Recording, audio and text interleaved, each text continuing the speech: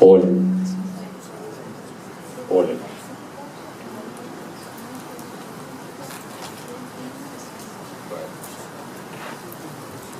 Hola, ahora sí. Bueno, simplemente gracias en nombre de Ediciones B, la casa editora del pequeño Timmerman, la biografía de un canciller, este fue mi celular, perdón. Les quiero presentar rápidamente a quienes nos acompañan, a Jorge Fernández Díaz, que va a llevar adelante la mesa, a Julio Bárbaro, también autor de Ediciones B, a Sergio Servitio, colaborador muy cercano del autor Gabriel Levinas. Bueno, los dejo y que lo disfruten. Hola, ¿qué tal? Buenas tardes. Efectivamente estamos aquí. Hoy vamos a tener alguna sorpresa durante la presentación, ya van a ver. Así que estén bien atentos.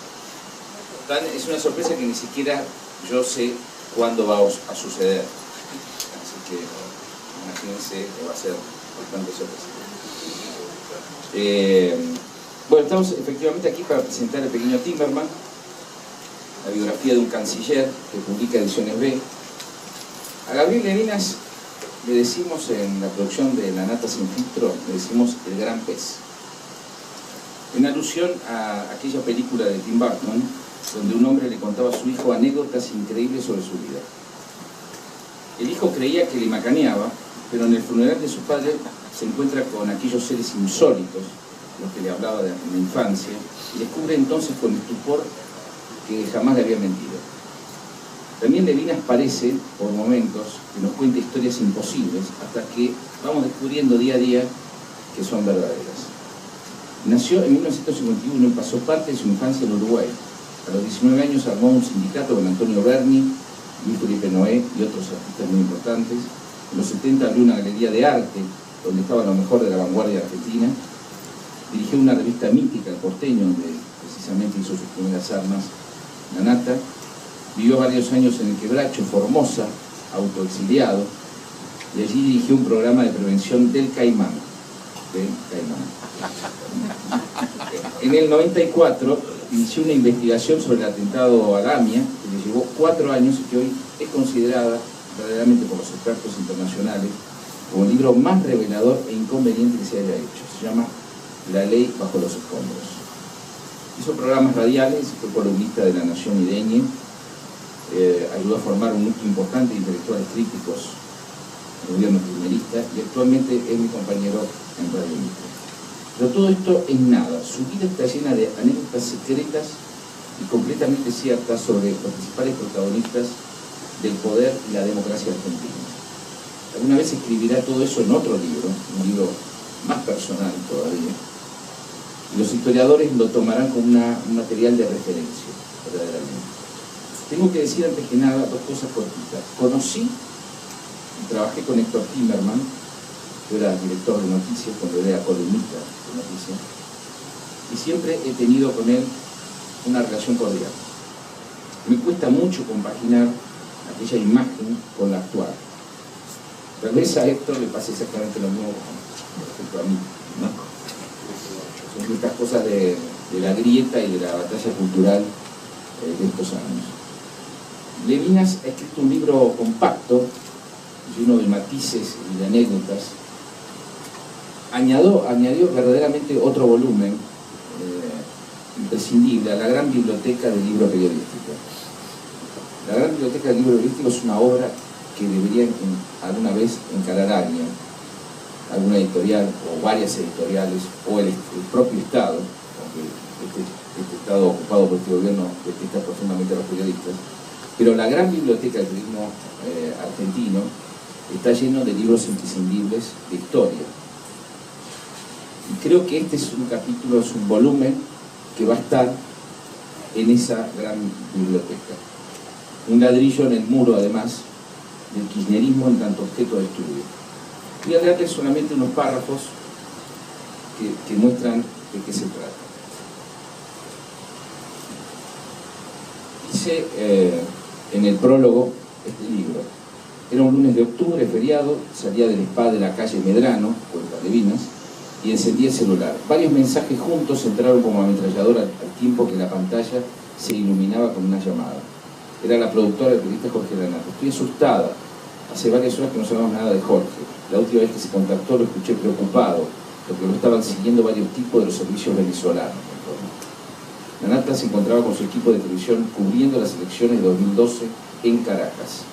Déjame llamar a Héctor Timerman, averiguo qué es lo que sabe y te digo, dijo, prometió Levinas. Intenté comunicarme con el canciller, pero las llamadas entraban directamente al contestador. Desde el taxi remarqué varias veces hasta que decidí esperar un poco y escuchar los mensajes. Pude ver que varios amigos y periodistas me habían tratado de ubicar para hablar del incidente. Llegué a casa, el teléfono de Héctor seguía ocupado. Encendí la tele, en la noticia ya estaban en el noticiero. Jorge y todo su equipo habían desaparecido llegando al aeropuerto de Caracas. Unos 20 minutos después, utilizando el celular de Gil Vidal, otro periodista argentino del mismo canal que estaba en el aeropuerto, Jorge se comunicó con el noticiero que estaba mirando y explicó lo sucedido. Lanata narró una situación muy tensa y desagradable. Los servicios de inteligencia bolivarianos habían detenido a todo el equipo bajo la acusación de espionaje. Permanecieron incomunicados durante varias horas en el sótano del aeropuerto y las fuerzas de seguridad borraron todo el material de video y las memorias de computadoras y celulares. En la pantalla de mi laptop pude ver cómo decenas de usuarios retuiteaban un mensaje de la periodista de Al Jazeera, Teresa Bo, que decía: estoy con Lanata en el avión, los detuvieron y les borraron todo el material filmado, les copiaron los discos rígidos de la computadora. En ese momento sonó el teléfono, era Héctor Timerman, devolviéndome mis llamados. ¿Cómo estás?, inició el diálogo. Bien, le respondí. ¿Viste lo que pasó con Lanata? No, no sé nada, contestó. Sorprendido por su respuesta, ya que hacía más de 3 horas que los informativos no paraban de hablar del asunto, le conté lo sucedido. ¿Qué cosa? Voy a averiguar qué pasó, me respondió como jugando al póker. Héctor, le dije, independientemente de todas las diferencias que tengas con Lanata, creo que hay que pedir explicaciones al gobierno venezolano. ¿Vos le vas a decir a la Cancillería cómo manejar las cosas? No, le respondí, pero sí te puedo decir lo que espero que mi Cancillería haga. Bueno, después hablamos, cortó. Más tarde pude ver, escribe Levinas, que muy lejos de mis expectativas de Cancillería y la Cancillería y el gobierno salieron a convalidar lo sucedido y a poner a través de su aparato de prensa la responsabilidad en Lanata. El embajador argentino en Venezuela, Carlos Chepi, fue el encargado de desmentir la retención del material periodístico y de calificar como provocación la actitud del periodista.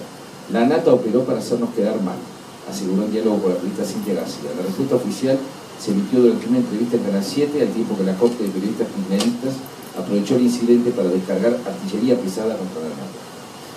A la mañana siguiente fui a Radio Mitre, donde tengo mi columna con Jorge, con Levinas, y con bastante bronca por la posición de Héctor, conté al aire la conversación privada que habíamos mantenido la tarde anterior. No habían pasado 5 minutos de la finalización del programa cuando el celular volvió a sonar. En la pantalla se leía Héctor Tim. Como sabía que había metido la pata, dice Levinas, decidí no responderle antes de pensarlo un poco.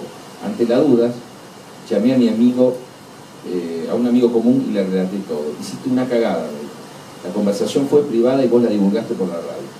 ¿Y qué hago?, preguntó Levinas. Nada, llamarlo y pedirle disculpas, decirle que hiciste una cagada y listo. ¿Acaso él nunca se equivocó? Y eso hice. Cuando me atendió y quise disculparme, me interrumpió a los gritos desaforadamente. 2 cosas te voy a decir. No me llames nunca más en tu vida y nunca más digas que sos mi amigo. En todo caso, decí que sos mi ex amigo. Y cortó. Quedé helado por la violencia de sus gritos y lo inusitado de lo que acababa de escuchar. Conozco a Héctor desde hace mucho tiempo, desde la juventud. Su familia política, los Eriki, son amigos de mi familia desde antes que yo naciera. Cenas, almuerzos, cafés, actividades políticas, sociales y un afecto mutuo nos unían. De repente un error y esta reacción. Apenas repuse y llamé a Nati, una periodista amiga que además conoce muy bien a Héctor, y le relaté el incidente. Sabiamente desentrañó el asunto. Héctor debe haberse aterrorizado de solo pensar que Cristina se enteró de su traición. Fue la explicación de mi colega. Me estás jodiendo, le puse increíble. No, mi querido, así funciona la cosa, y Héctor es un talibán de la obsecuencia. Entonces entendí, escribe Levinas. A Héctor le importaba un bledo que yo haya revelado nuestra conversación. Lo que le había jodido profundamente es que en el programa más escuchado de la radio, el programa del enemigo número 1 del gobierno, lo haya dicho a los cuatro vientos ser su amigo. Siempre supe que Héctor buscaba casi obsesivamente la forma de acceder al poder y que era capaz de sentarse a una mesa con gente que yo jamás me sentaría para lograr ese objetivo, pero reconozco haber subestimado su voluntad. Es, como verán, no solo un libro sobre la trastienda del poder, ¿no? También trata sobre el enigma de un hombre. El hombre que conduce la política exterior argentina, ni más ni menos. Gracias, Gabriel, de verdad, gracias por haber hecho este trabajo revelador, y un aplauso de todos nosotros para vos.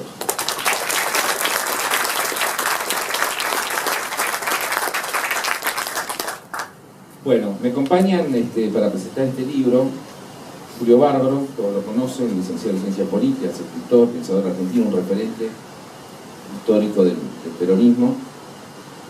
Sergio Cerricho, que fue el copiloto de este libro, es periodista, especializado en temas económicos, economista, fue corresponsal en Estados Unidos por 2 años y es columnista de varios diarios importantes del interior. Primero vos, Julio.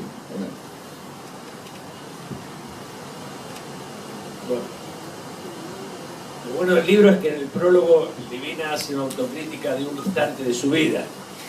Me parece, lo hablamos esto y largo, y yo en un momento pensé excusarme porque nunca me distancié de Timerman, nunca caminamos mucho juntos fuimos a Calafate a reunirnos con Néstor y Cristina Kirchner, donde me planteaba su miedo a los aviones, lo debe haber superado, parecido a Caputo, ¿no? Caputo, los cancilleres cuando se inician tienen miedo a volar, después se les pasa, pero con Héctor nos acercamos a Néstor y Cristina, y en un momento anterior nos habíamos acercado, y estaba Levinas, a Lidita Carrió. Estamos hablando de los finales de Menem, cuando uno buscaba una salida.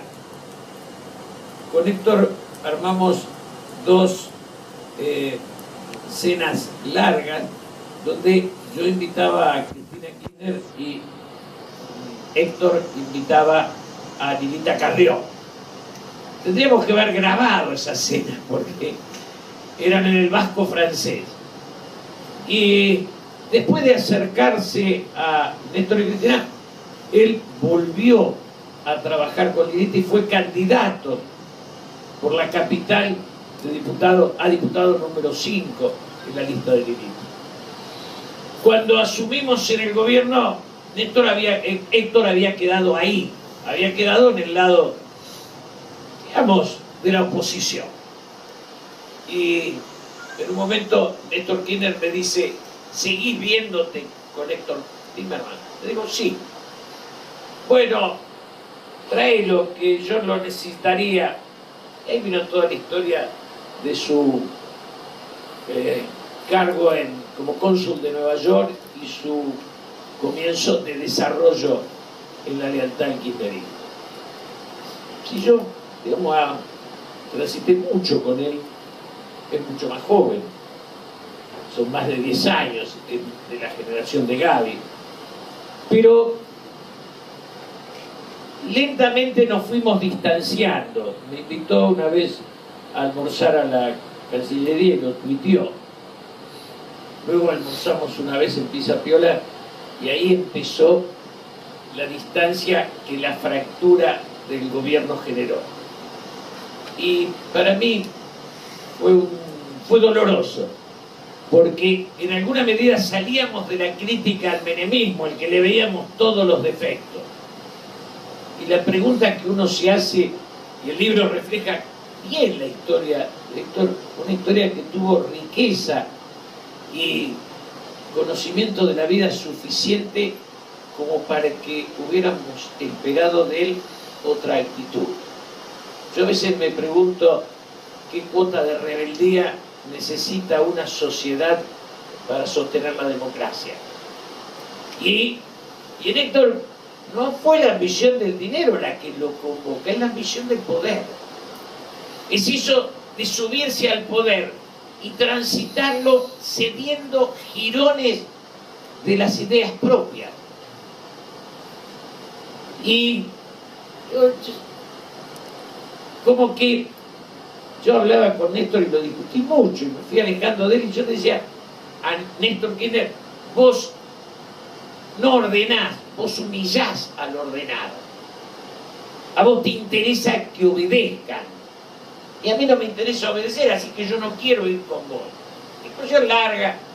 Después tomé un cargo porque no estaba intermediado, si no me hubiera peleado. Seguimos un tiempo. A un Néstor que yo recordaba días pasados que me llama, siendo presidente, me muestra la revista Noticias, una nota mía en la revista y me dice: ¿y esto? Yo le digo: ¿qué pasa? Me dice: mis funcionarios no escriben. Yo le dije: mirá, Néstor, voy a dejar de escribir un rato, pero va contra mis principios, no le sirve a la sociedad, no te sirve a vos, porque los que sostenemos un pensamiento somos los que no vamos a caer en la obsecuencia. Pero, digo, esta descripción de la concepción del poder del kirchnerismo es la que nos lleva a leer en el libro de Gaby la historia de Héctor. Y cómo, está bien, la historia puede haber sido sinuosa. Pasó de Néstor a Lilita, de Lilita a Néstor. El día de la discusión entre Lilita y Cristina, yo fui a hablar con Cristina a la casa y Héctor, vivimos esas historias juntos. Y a mí lo que me duele es en Héctor como amigo, y lo puedo trasladar a varios más, a varios que nos mantuvimos cercanos aún en la mala de la dictadura, pero parece que el poder de los cargos metió más miedo que el riesgo de la muerte. Y yo digo, si la política no es el sueño de salvar la dignidad de uno, de sostener un pensamiento, de esto de lentamente dejarnos de saludar y de ver, y a uno que es ministro, que no era Héctor, pero que hubiera sido lo mismo lo que pone Gaby en el prólogo, me dice: vamos a almorzar, y le digo: sí, pero en un restaurante público. Y me dice: no, público no, porque nos ven. Y eso ha llevado a que más de uno no nos haya saludado por miedo a que le cuenten a alguien que nos había saludado. Este stalinismo berreta fue imponiendo un temor, y sostener los cargos era a costa del silencio, de hacerse distraído, de aceptar cualquier rumbo. Yo creo que en cada cargo los funcionarios fueron dejando jirones de dignidad. Y el otro día, cuando Pichetto dice que vota en contra de su convicción, yo no sé si en esa frase se reivindica o se lastima. Hay un poco de cada cosa. Esta idea de que la lealtad es obediencia es la degradación de la política y es la degradación del hombre.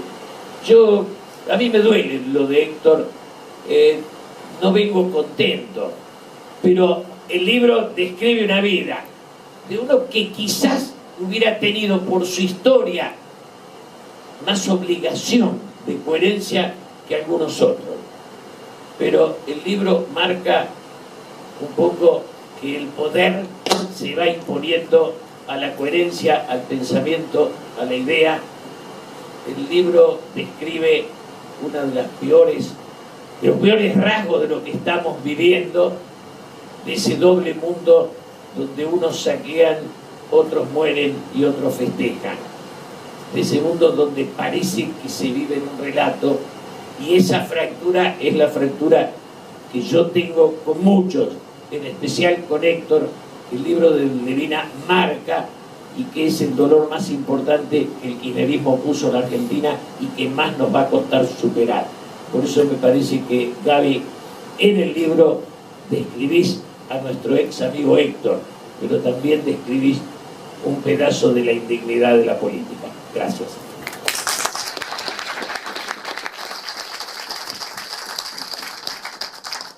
No, no, no, todas mentiras, todas mentiras, todas mentiras, mentiras, mentiras. Estoy llevándome cada uno de los libros, me estoy buscando cada uno de los libros. ¡No aplaudan! Traidores, traidores, ex amigo, garcas, garcas. Este es un libro lleno de mentiras, mentiras. Cada una de esas páginas te la vas a meter de canto en el orto, ¿sabes? ¿Sabes? ¿Cómo podés hacer? ¿Por qué escribís una cosa así? ¿Por qué escribís una santa? ¿Por qué no te vas a escribir los huevos a tu casa? ¿Por qué? ¿Por qué querés destruir todo? Voy a sacar cada uno de estos libros. Esto dámelo. Esto dámelo. ¿Y usted qué hace? ¿Qué hace? ¿Qué hace acá? Usted escribe en diario golpistas, te decías peronista, golpistas, todos, nadie compra el libro, lo voy a arrancar a cada uno, ¿dónde? Más libros, alguien tiene un libro, me lo voy a llevar, ¡Puros! ¡Largas! ¡Van a morir!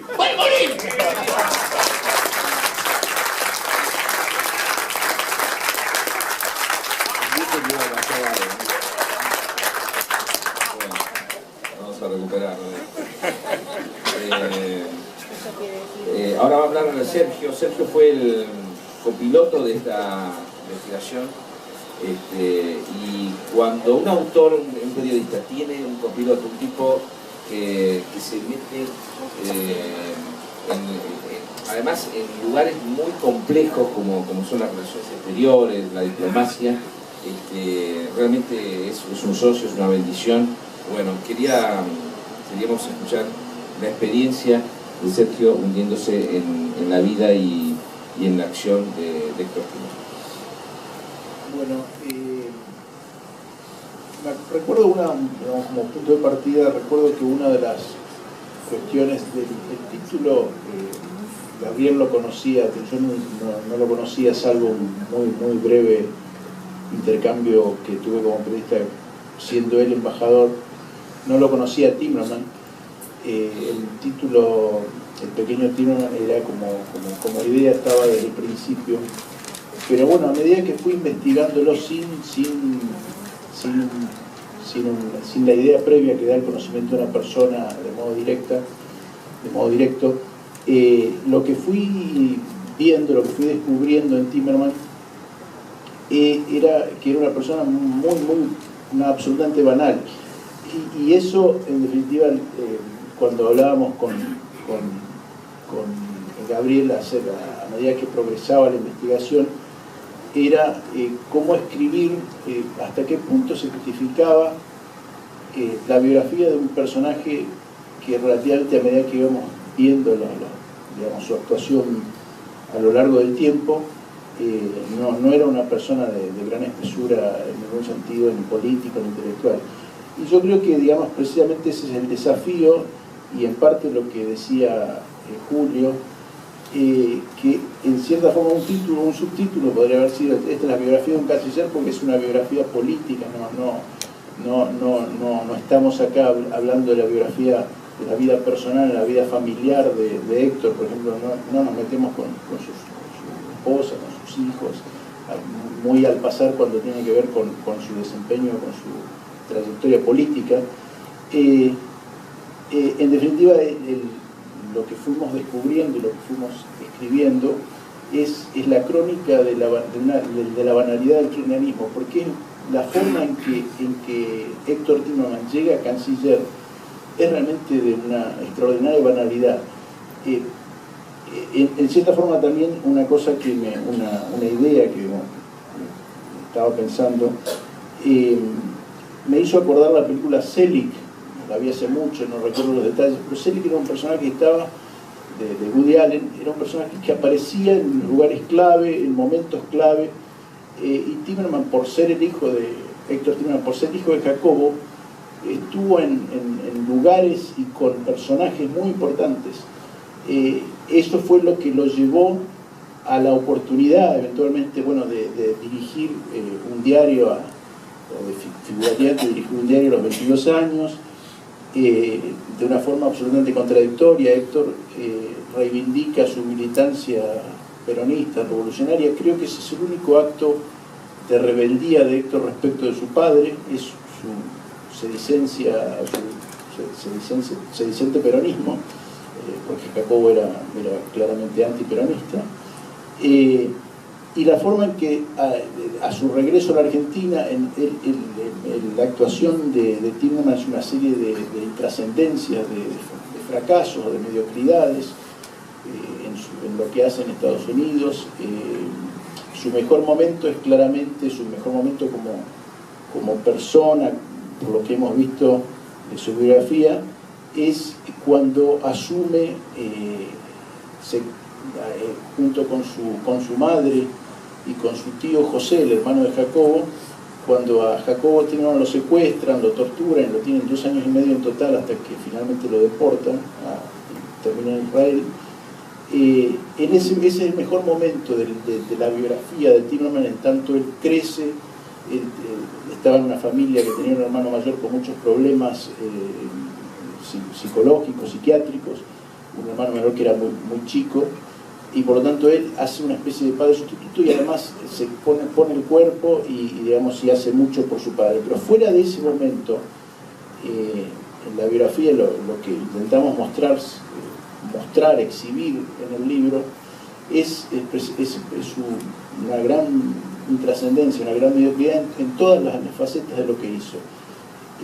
Ese mismo personaje llega en el 2002, 2003, bueno, un poco antes, a través de Julio, que nos conoce los Kirchner y todo eso, y hace un zigzagueo político, y tiene la oportunidad de, en el momento de dirigir la revista, cuando dirigía la revista Debate, de por el apellido llegar a interesar al presidente en ese momento Kirchner para que lo designe cónsul y después embajador y canciller. Y todo ese conjunto esa serie de circunstancias es lo que demuestra, lo que creo yo que logramos demostrar en el libro, son lo banal que es él, y los banales que son los motivos por los que está en donde está. Y ese es el principal rasgo, digamos, el principal logro que creo que pudimos reflejar en el libro. En particular así como digo que el mejor momento de la biografía de Timerman es esa parte cuando hace, digamos, todas las gestiones para la liberación de su padre. Hay un aspecto a mí que me llamó mucho la atención de la biografía, que es cuando hay un momento durante toda la ordalía familiar de Timerman, de Jacobo Timerman y de la familia, cuando está preso Timerman en una segunda instancia, que lo detienen y lo mandan al centro de detención Puesto Vasco en Quilmes, y él está durante 10 días encerrado, comparte su cucho, digamos, con Juan Ramón Nazar, que es el director de La Opinión de Trenkelauken. En un momento como esta persona había compartido 10 días de situación extrema con Jacobo Timerman, y eso también estaba en los testimonios de los juicios de las juntas, de otros juicios que también fue testigo Nazar, lo llamé a Nazar, que todavía vive en Trenkelauken, y surge de esas conversaciones porque pensé que me podía contar cosas de la intimidad de la familia, porque una de las cosas que surgió en la investigación es que Timerman hablar con gente que fue a la primaria, a la secundaria, gente, amigos de la familia, etc. Y bueno, la anécdota que está en el libro y la cuento es que Jacobo compartió 10 días con Nazar, después fue liberado, después la familia lo vio durante 1 año y medio más, pero Nazar estuvo 13 meses oficialmente desaparecido. Nunca la familia Timerman, ni Héctor, ni nadie de la familia Timerman se comunicó con la familia Nazar para comunicarle la situación de Juan Ramón Nazar, que se enteró como 8 meses después aproximadamente, cuando fue trasladado a una comisaría en Monte Grande, a través de una especie de corrupción policial, digamos, que se ofrecían a pasar información a la familia a cambio de dinero. Finalmente pudieron enterarse de dónde estaba el padre. Y esa misma persona después se constituye en una especie de campeón de los derechos humanos. A mí particularmente esa es la parte que más me impresionó como anécdota del libro. Pero bueno, le dejo el turno a Gabriel. Gabriel.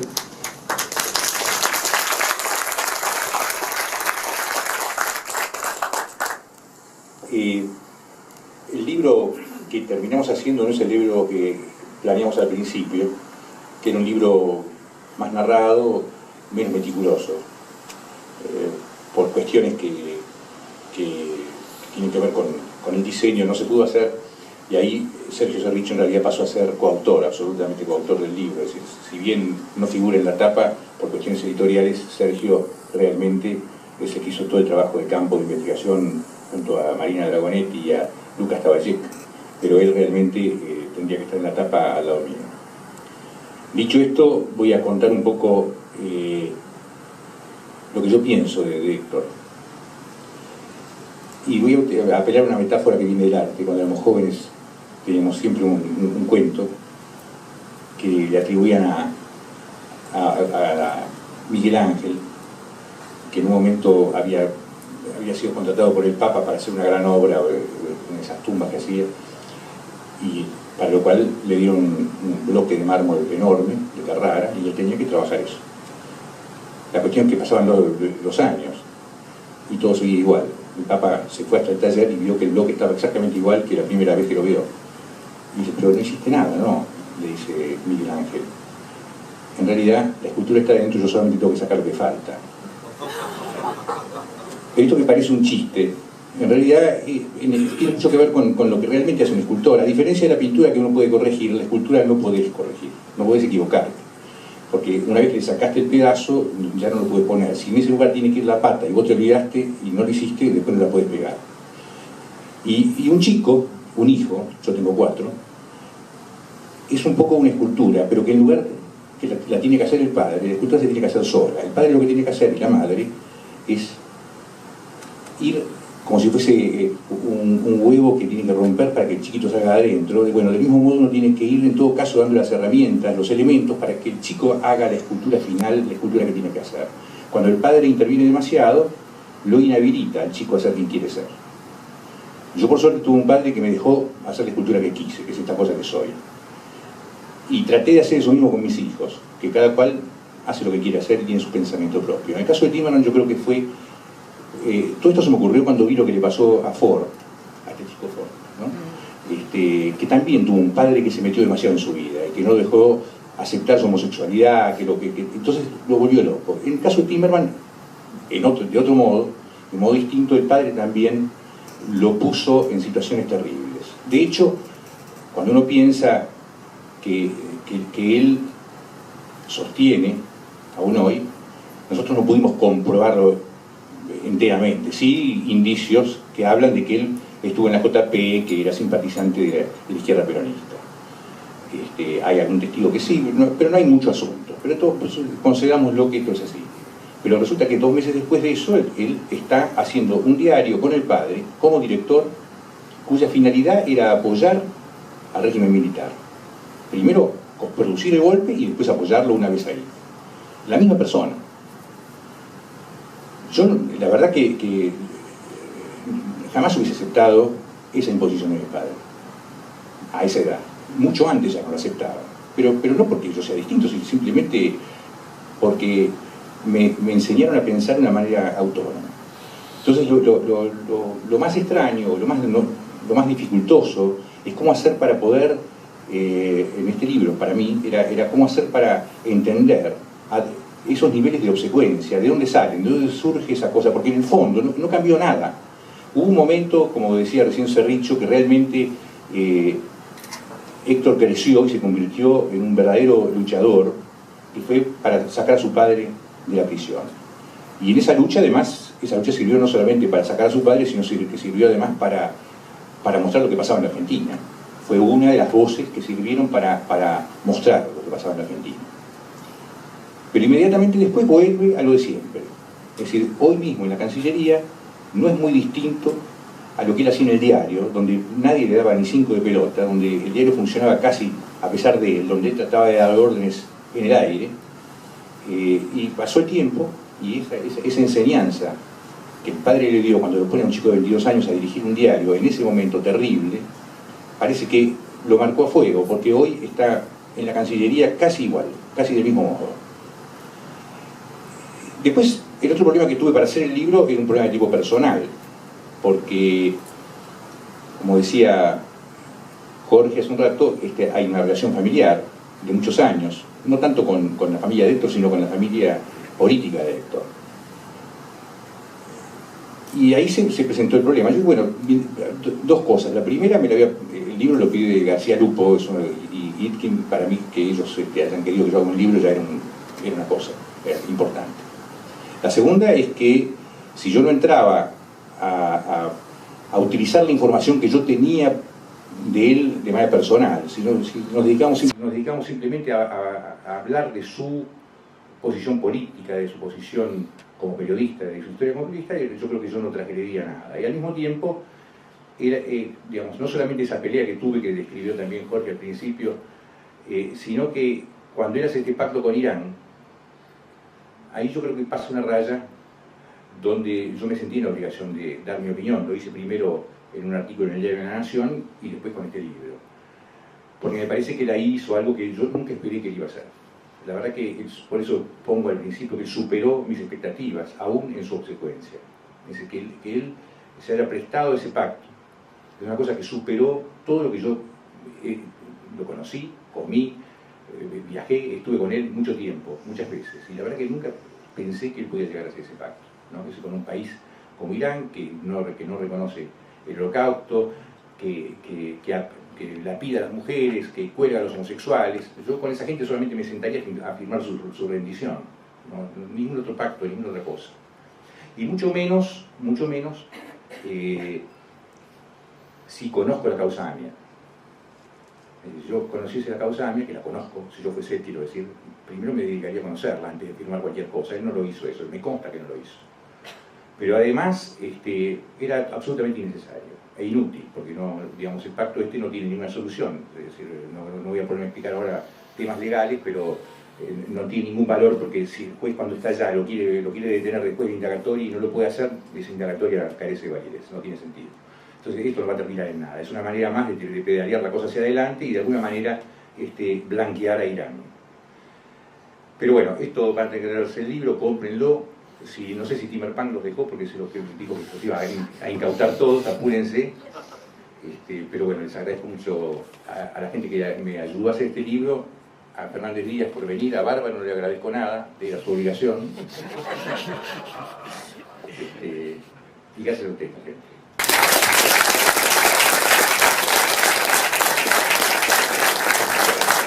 Bueno, algunas preguntas para que respondan los miembros de la mesa.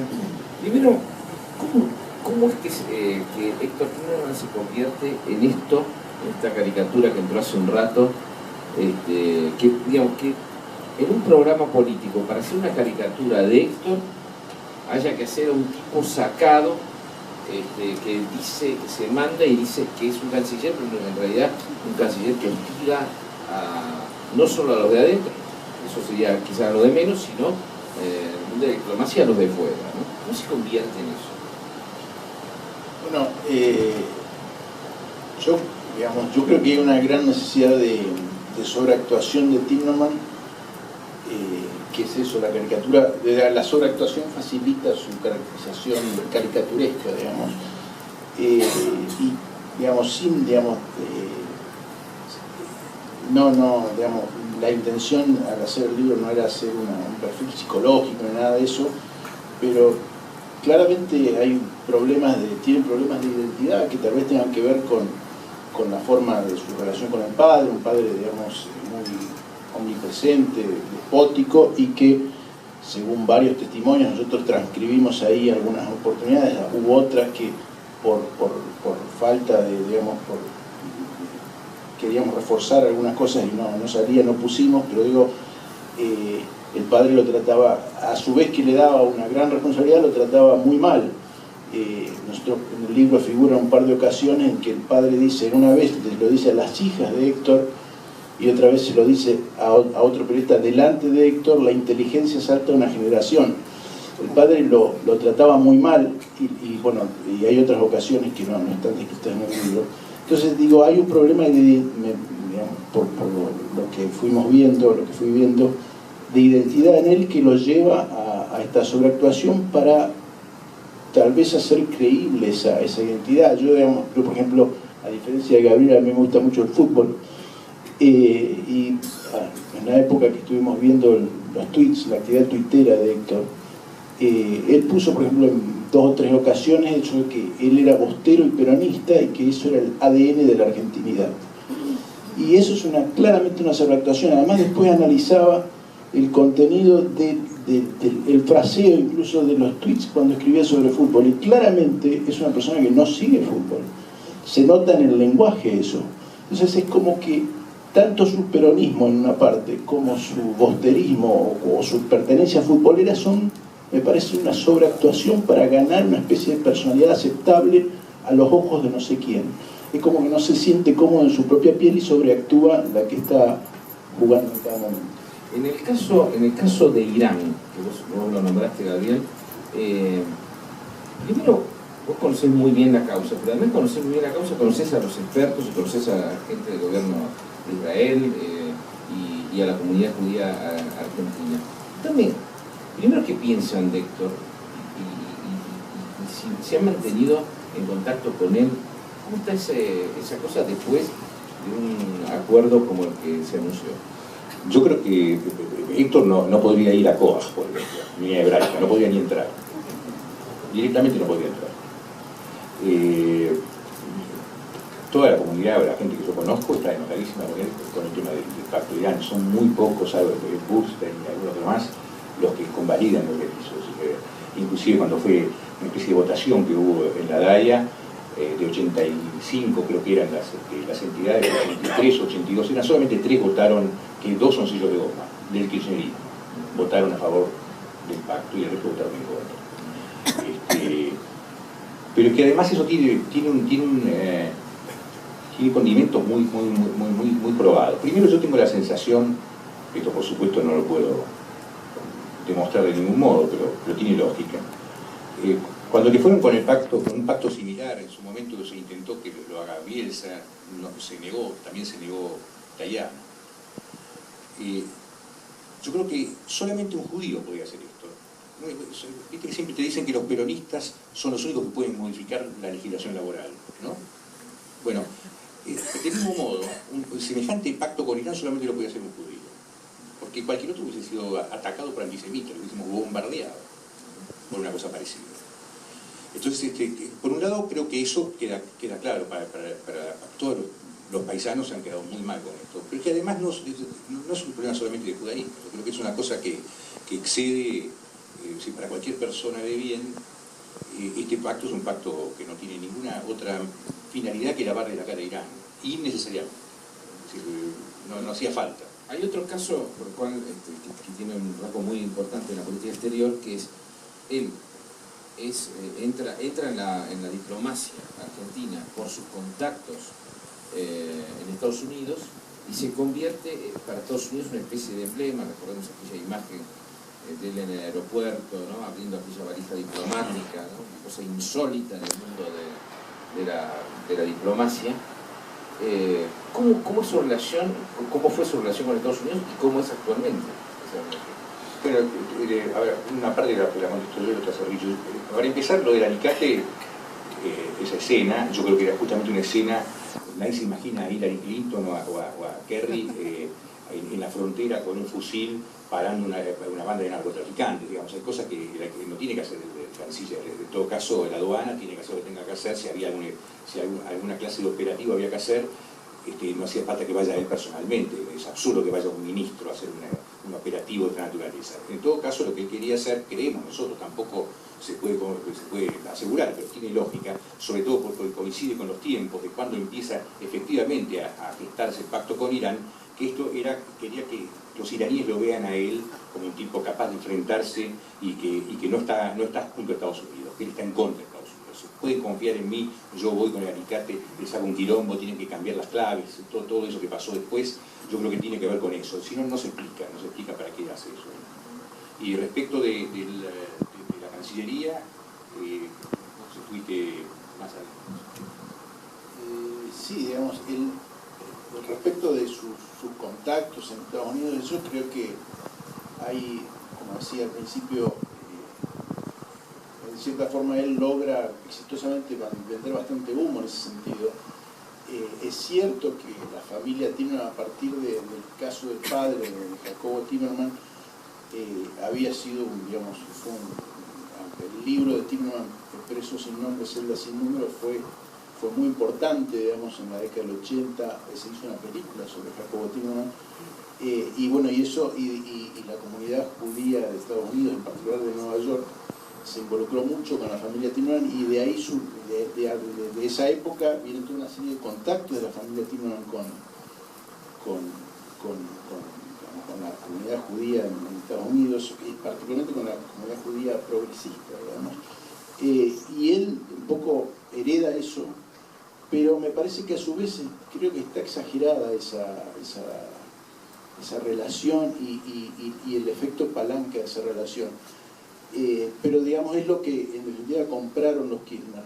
Yo tuve un par de oportunidades por Skype de hablar con Franklin Allen Tex Harris, y él hablaba mucho con Timerman, lo visitaba cuando Timerman era embajador, y bueno, de eso y otra gente en la embajada, en la embajada en Washington, en la Cancillería.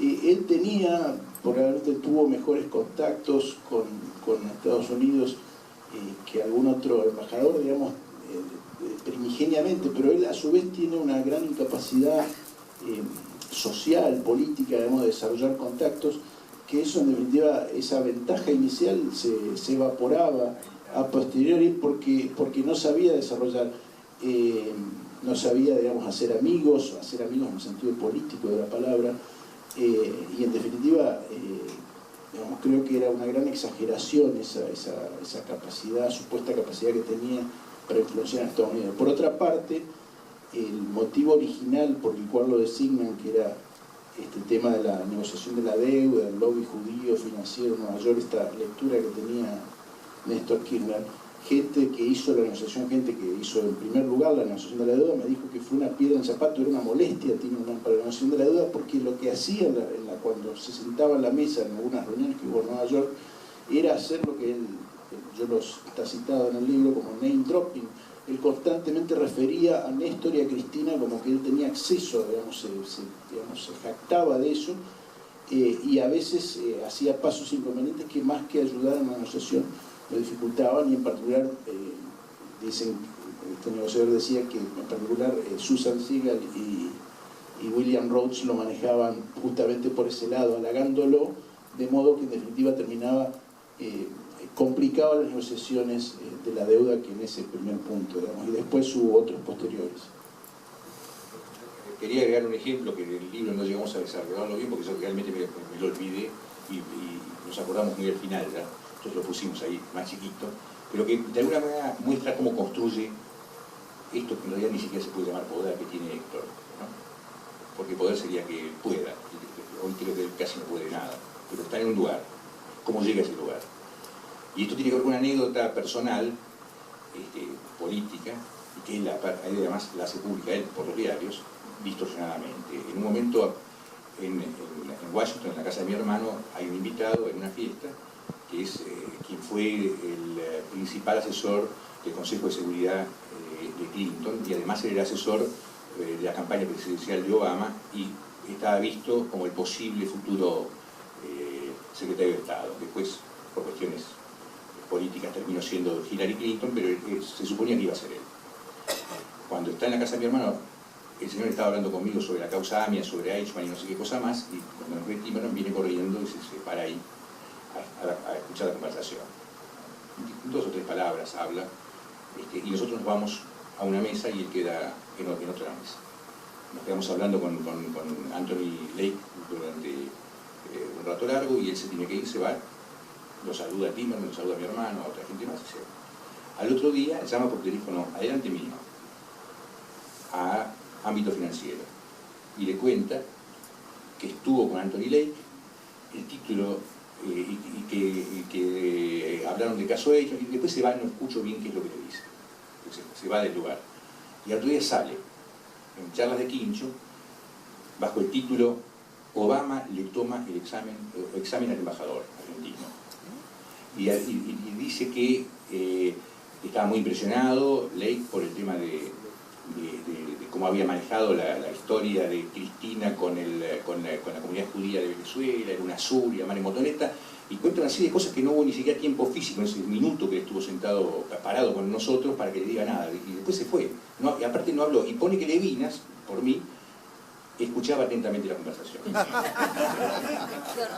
Ahora, lo que él hace ahí es lo que hace siempre, digamos. Esto es su forma de construir, es hacer creer al otro. Sale en el diario, se lo muestra a Cristina, Cristina dice, ah, mirá, Anthony Lake sabe de mí, sabe de vos, sabe que vos negociaste tal cosa, te valora a vos, que dice que vos me servís a mí. En ese momento, él era obviamente embajador, no era canciller, y bueno, gracias a esas operacioncitas seguramente puede haber llegado a canciller. Dos preguntas porque tenemos que terminar. Una de ellas es, quiero responderla, ¿cuál es la verdadera relación de Cristina con Héctor? ¿Tuvo una evolución, una involución? ¿Cómo era al principio y cómo es ahora? En lo que, bueno, como yo comenté, digamos, en general todas las fuentes más cercanas a Héctor y las fuentes de gobierno, las fuentes más cercanas a Héctor directamente las cerró él, algunas pudimos acceder de todos modos, y las fuentes de gobierno no respondieron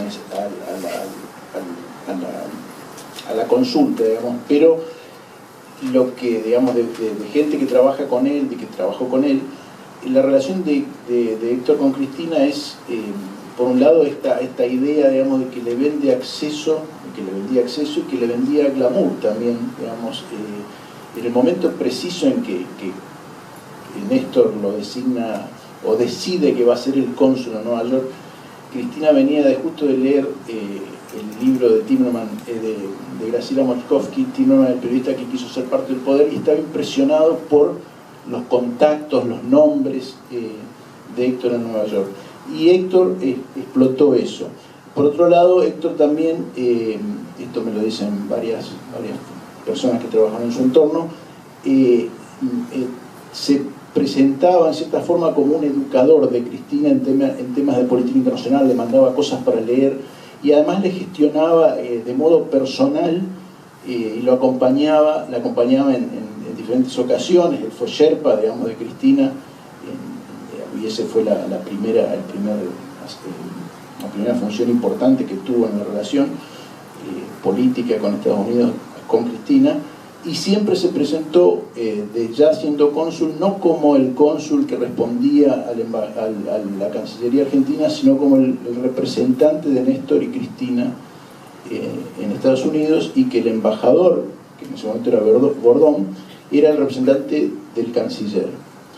Y bueno, esa autoridad, esa capacidad, digamos, de deslumbrar, entre comillas, a Cristina, claramente la fue perdiendo. Hay un par de ocasiones que son públicas en que ella lo maltrató. Una fue en la apertura de la Bienal de Venecia, cuando él estaba ahí y él dice, cortá de una vez esa cinta, si no la corto yo desde acá, y él se ríe, digamos, y corta la cinta finalmente. Y otra es cuando le tira, que a ella había dicho que Argentina había sido uno de los primeros países que reconoció a Vietnam durante el gobierno de Cámpora. El gobierno de Cámpora fue en el 73, la que Estados Unidos perdió la guerra en Vietnam finalmente en el 75. Ella dice eso, después le hacen notar que está mal, entonces dice, bueno, Héctor, otra vez que me hace meter la pata, que yo le había dicho algo mal. Digamos, aparentemente es lo que ha sucedido, que ese humo que le vendió ya no lo compra. Bueno, ahora le puso la Cámpora en la Cancillería para custodiarlo. Sí, bastante puesta por un lado y por otro, ¿no? Por un lado le puso la Cámpora a través de Julián Álvarez y Kicillof, y al mismo tiempo después le puso un poco de Colina también, porque está el vicecanciller es un hombre puesto por Alicia Kirchner, que es el que dicen que hoy es el que está prácticamente funcionando y operando como el verdadero canciller. La historia que más conozco es la del principio de él, y intermediario de Bordón pidiéndole que, digo, Héctor asume en contra de la voluntad de Alberto Fernández, porque va Alberto con Cavallo a la casa de Héctor y Héctor lo publica en Debate, por lo cual Alberto lo quería matar, porque todos querían olvidarse de haber conocido a Cavallo, nadie lo conocía, pero era en la casa de Héctor que lo había llevado Alberto. Y digo, cuando él va, él dice que va de cónsul porque a su esposa no le gusta vivir nada más que en Nueva York. Esa es la excusa que él da. Y después viene Bordón, que era mi amigo, y yo lo agarro y le digo, che, ser embajador. Pero ahí empecé a tomar conciencia que el respeto a los demás no está entre sus códigos. Y finalmente, para terminar, Héctor formó parte de la comunidad periodística. Digo, formó parte activa de la comunidad periodística argentina durante los 90 y después incluso, ¿no? Y él se convirtió en una especie de enloquecido verdugo, por lo menos verbal, del periodismo. ¿Por qué piensan que ocurrió? Yo personalmente pienso que lo del periodismo es un poco un mandato autoimpuesto, un mandato del padre, y uno que se impuso él, porque me parece que no, digamos, él probó, eso lo contamos en el libro, probó ser publicista, relacionista público, y probó ser financista, y en ninguna anduvo, digamos, él fue, digamos, vendía Wealth Management, que es manejo de riqueza para Oppenheimer, un fondo de inversiones de Nueva York. Tuvo una revista que se llamaba Latin America Finance, todo gracias al nombre del padre. También lo contrató, esto está contado en el libro, digamos, cómo a partir del éxito editorial del libro del padre, el fundador de Human Rights Watch, que se llama Robert Bernstein, que había sido el fundador de Helsinki Watch, lo arrima él a The America's Watch, que él dice que fundó, era figurativo, lo ponen ahí por el padre. Pero digo, la función periodística es por una serie de falencias que tiene, de fracasos que tiene en otras actividades. Él fue director a los 22 años por mandato, también contado en el libro. Después, durante mucho tiempo, se aleja de eso. Después, en un momento, el padre lo quiere importar como director del Buenos Aires Herald, quiere alquilar el Buenos Aires Herald al dueño canadiense del Herald, que rechaza la propuesta. Le parecía increíble que quieran alquilar un diario para poner al hijo de director. Y finalmente, después, esto también está contado en el libro, todas las experiencias de la revista Tres Puntos y Debate son cosas que les caen del cielo, digamos, porque él era director figurativo en Tres Puntos. La dirección editorial la tenían Gabriela Cerruti y Claudia Acuña, que lo trataban muy mal, le decían la rubia tarada, y eso está contado en el libro. Y en Debate es una sociedad con otra herencia del padre, que es Marcelo Capurro, que también era figurativo, porque él prácticamente no intervenía mucho. Después, incluso el acceso a noticias como columnista es por la circunstancia de la muerte del padre, que hacen un homenaje al mes de la muerte. Él se lo ofrece a D'Amico, que van a ir un montón de gente importante, entonces D'Amico le dice, lo invita, y a partir de por el nombre sigue escribiendo, pero no me parece que realmente sea una vocación. Incluso la única nota periodística que hizo él en la revista Tres Puntos, que fue cuando lo entrevistó a Alfredo Aldaco, que fue el que había agarrado una coima de $2,5 millones por el escándalo IBM y Banco Nación. Aldaco había sido compañero de militancia peronista de la universidad de él. Y él incluso cuando lo llama le dice, che, Aldaco, Colorado Aldaco, esto es lo de tu viejo, ni siquiera sabía que era él. No, dice, Aldaco soy yo soy el que agarré la coima. Digamos, en general, las intervenciones periodísticas de él son absolutamente en opinión, sentencioso en esa época de columnista, y nunca vi que hiciera una investigación, una crónica de nada. Así que yo realmente creo que nunca tuvo una convicción periodística. Creo que derivó ahí por mandato del padre y por fracaso en otras actividades. ¿Te querés despedir, Elena? Bueno, de nuevo despido. Bueno, les agradezco que hayan venido, les agradezco a todos, especialmente a Sergio, le agradezco muchísimo el trabajo que hizo. A Aguilar hacía que no, con la cabeza en un momento, algo no le gustó, pero no te voy a dar la chance que digas nada. Les agradezco mucho, gracias. Muchas gracias por